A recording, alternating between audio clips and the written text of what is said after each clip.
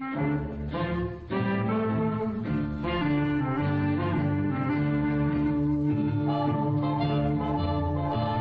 1935, a trumpet player named Buck Clayton arrived in Shanghai with his jazz orchestra, who were given the name the Harlem Gentlemen for an extended engagement at the elegant Canondrome Ballroom. They began playing a combination of American jazz and Chinese popular music, and together with the composer Li Jinhui, created a new genre of music that combined American jazz, Hollywood film music, and Chinese folk music, which came to be known as Shidaiqu, or Chinese modern songs.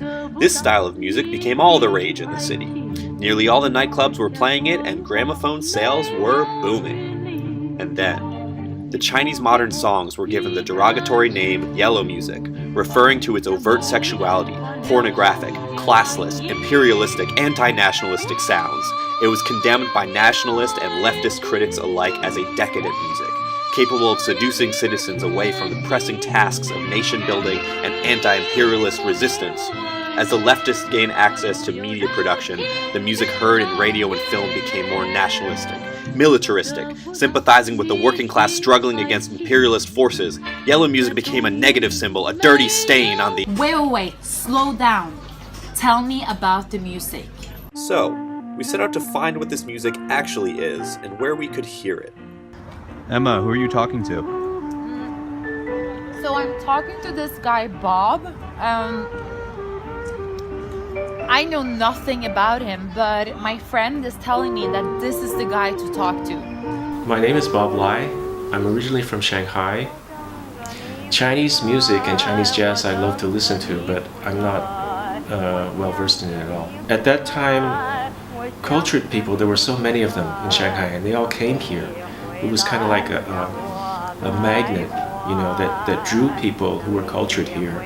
Because already there were a lot of very cultured Chinese writers, musicians, artists, directors. At that time, you can drop a list and it'll be like all the most famous people of that period were in Shanghai at the time. So I think there was a kind of ambience or atmosphere for creativity and also for blending between the East and the West. There began this kind of flowering of a new kind of a music, which is popular Chinese music of the time, that was jazzy. It was basically Chinese in its structure and in its feeling, but it had an element of Western blues and jazz in it. There's a beautiful song that I believe was composed later, maybe in the 1940s. It's called 不了情. It's like a romance that was not, that did not have closure. It's like a nostalgic song.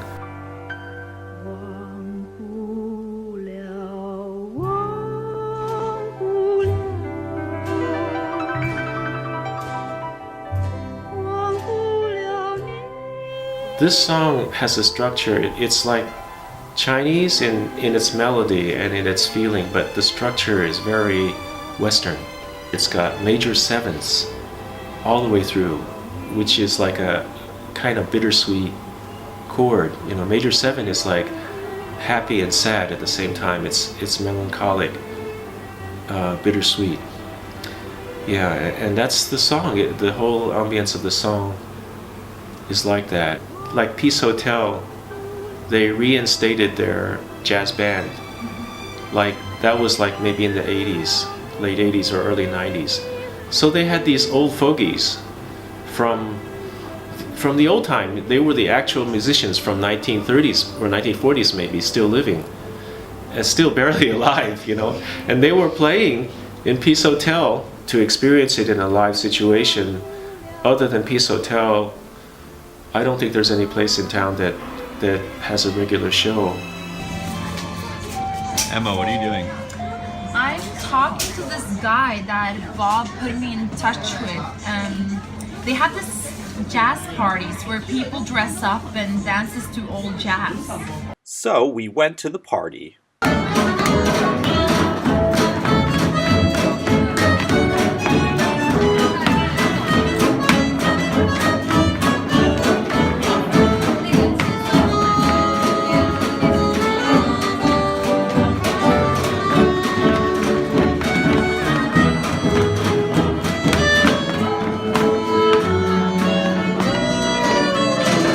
Hello, I'm Jerry. I'm from the UK, and yeah, tonight and tomorrow, this weekend, it's just marvellous. Lots of vintageness. People come here for different reasons, really. So for the older generation, it's all about happy memories, like glory days of the 1920s, the 30s. Whereas myself, the younger generation, it's more for the multicultural, the history, the richness, and it's pure fun, really. So 1920, 1930, I think it's the best time of the Shanghai. So we represent the spirit of the and the golden age.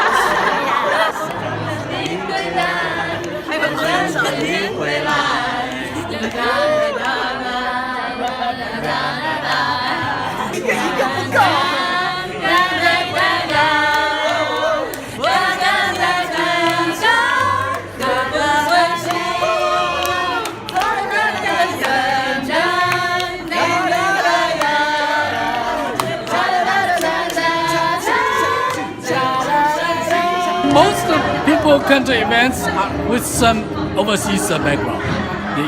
They either studied overseas or worked in overseas.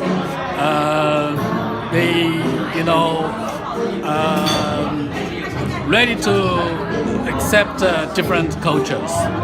That's hard. I really know little about the Chinese jazz. People were there for a ton of different reasons, and it was definitely great to see, but as far as finding the Shidaichu, it wasn't really that helpful. Hey, I'm reading about this guy, Gary Lucas. He's playing this music together with a Chinese singer. We should definitely try to meet up with him. He lives in New York. And so, we went to New York. Just kidding. Emma, where are we going? We are on our way to a bar to meet up with this singer, Vanessa, who specializes in Chinese jazz. How did you meet her? So, Bob gave me the WeChat to this woman who plans these parties. Then she gave me the WeChat of Vanessa. Oh. 我要等你回来，我要等你回来，我想着你回来，我想着你回来，爱不回来，时光已不在，爱不回来，泪眼也满载。I'm Vanessa. I grew up in Shanghai. The melody, the attitude, slow, lazy. It's quite simple. The meaning is quite simple, and they're talking about love or broken heart or find a new lover. Yeah, if you ask Chinese people, do you know 老上海时代? You ask 时代曲 they don't know. You ask 老上海歌曲 they know. 就选 the first one. 夜上海，夜上海，你是个不夜城，花灯起，车声响，歌舞升平。Second one, 姚丽，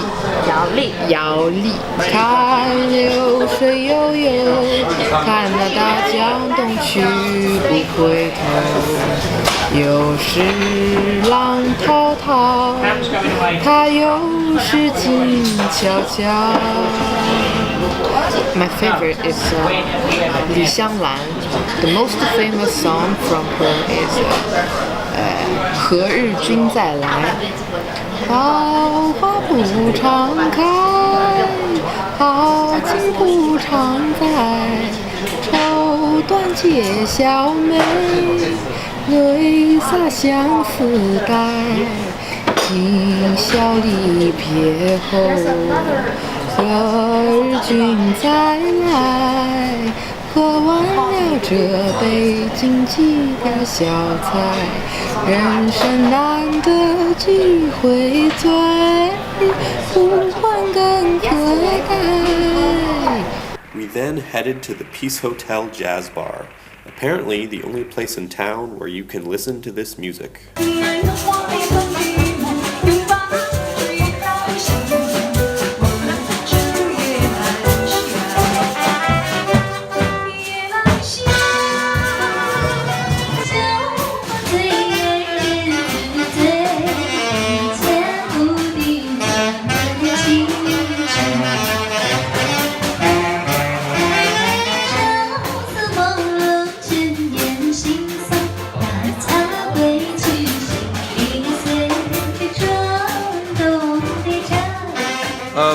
nice. So we found out that this music still exists and there are people that still like it and want to make it accessible again. But as for now, it seems like the Peace Hotel is the only place in town that plays the old tunes, if you're willing to pay for it.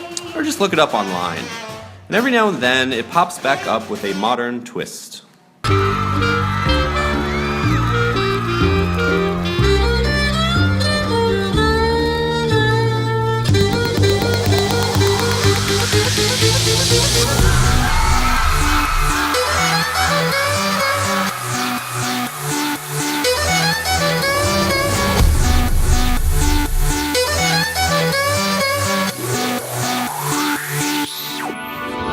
我得不到你的爱情，像冬天里没有光明。